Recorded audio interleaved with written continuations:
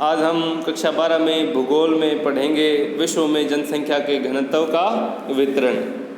कल हमने जनसंख्या घनत्व और उसके प्रकारों के बारे में पढ़ा था। आज हम पढ़ेंगे विश्व में जनसंख्या के घनत्व का वितरण। विश्व में जनसंख्या के घनत्व का वितरण भी जनसंख्या के वितरण के अनुरूप ही असमान एवं विषम प्रकृति का है।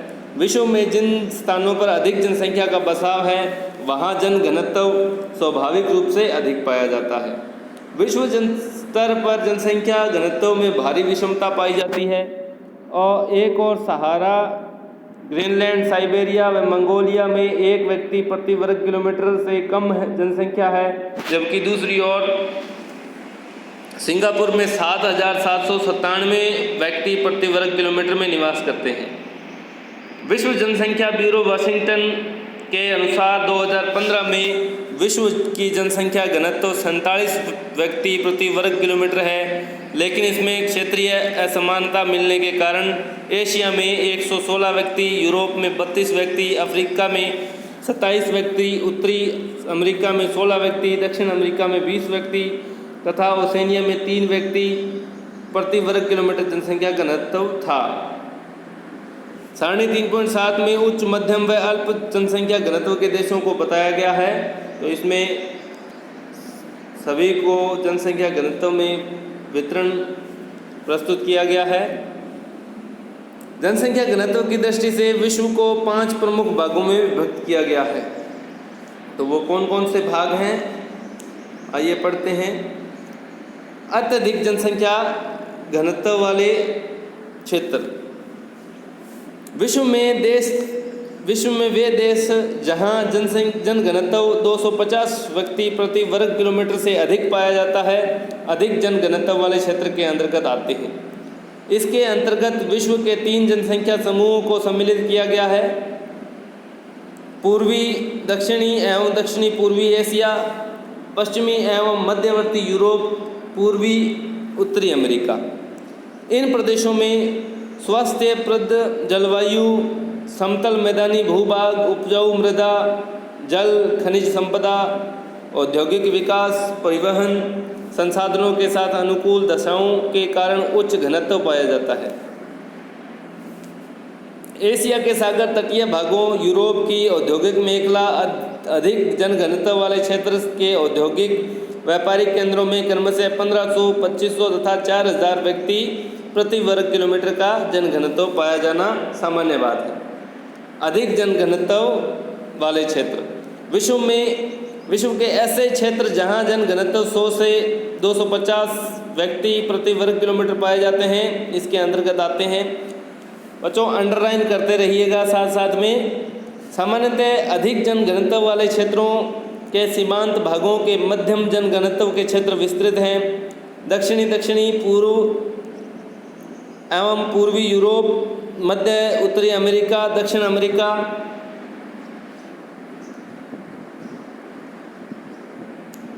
के तटवर्ती भाग, अफ्रीका के तटवर्ती भाग, दक्षिण पूर्व एशिया के आंतरिक भाग, उत्तरी पश्चिमी चीन, मध्यवर्ती भारत, दक्षिणी ऑस्ट्रेलिया आदि इस वर्ग में आते हैं।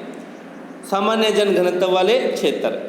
विश्व के वे क्षेत्र जहां घनत्व 10 से 100 व्यक्ति प्रति वर्ग किलोमीटर है, कम जन घनत्व वाले क्षेत्र हैं। अस्थायी कृषि, पशुचारण, वानिकी, मरुस्थलों के निकट कृषि वाले क्षेत्रों में जन घनत्व कम पाया जाता है। इसके अंतर्गत एशिया, अफ्रीका तथा उत्तरी दक्षिणी अमेरिका के विस्तृत घास के मैदान सम्मिलित हैं।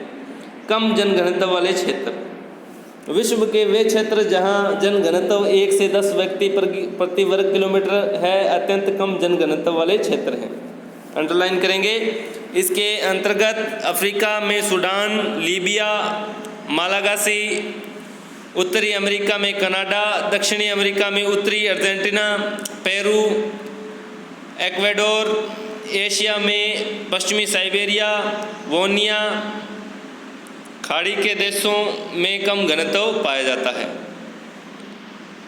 प्राय जन विहीन क्षेत्र, जहाँ पे जनसंख्या बिल्कुल 0 के बराबर हो, वे कौन कौन से क्षेत्र हैं? विश्व के वे क्षेत्र जहाँ जन घनत्व 1 व्यक्ति प्रति वर्ग किलोमीटर से भी कम पाया जाता है। पृथ्वी के स्थल भाग का 70% आवासीय क्षेत्र है, जिसे इस वर्ग के अंतर्गत रखा गया है। विश्व में अति शीतल प्रदेश, अति उष्ण आर्द्र प्रदेश, अति शुष्क प्रदेश तथा उच्च पर्वतीय प्रदेश प्राय जन विहीन है। यानी कि जहाँ पे मरुस्थल अधिक हों या पर्वत क्षेत्र अधिक हों या ठंडे जो इलाके अधिक हों, ऐसे क्षेत्र जन विहीन माने जाते हैं।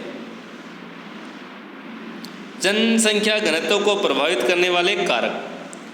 विश्व जनसंख्या के वितरण एवं घनत्व को समझने के पश्चात यह ध्यान में आता है कि कुछ ऐसे कारक हैं जो मानव के बसाव को नियंत्रित करते हैं।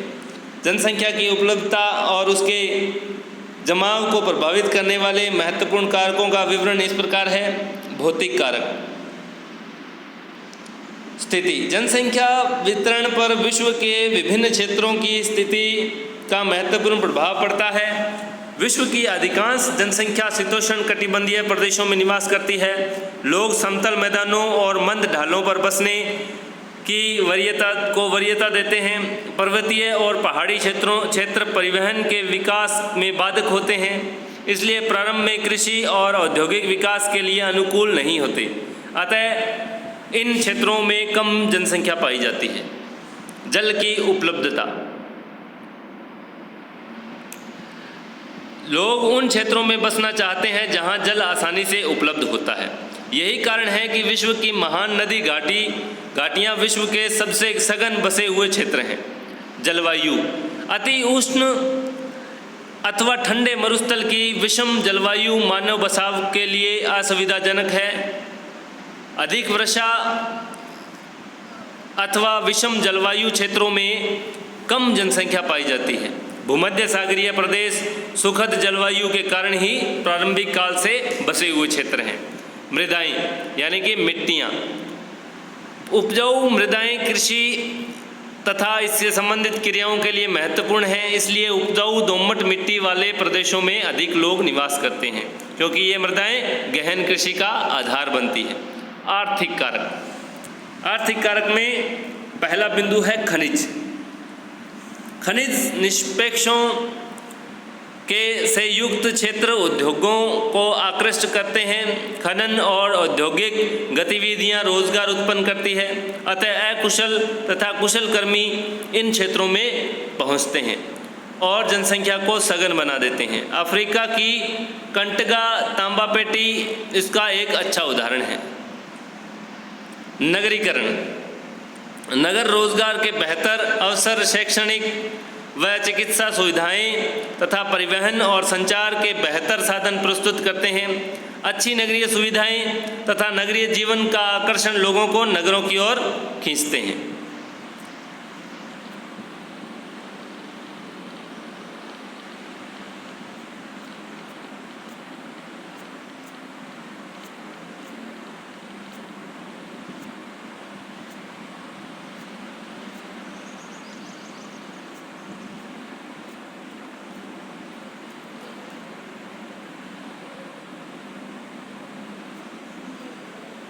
तो बच्चों आज के लिए इतना ही।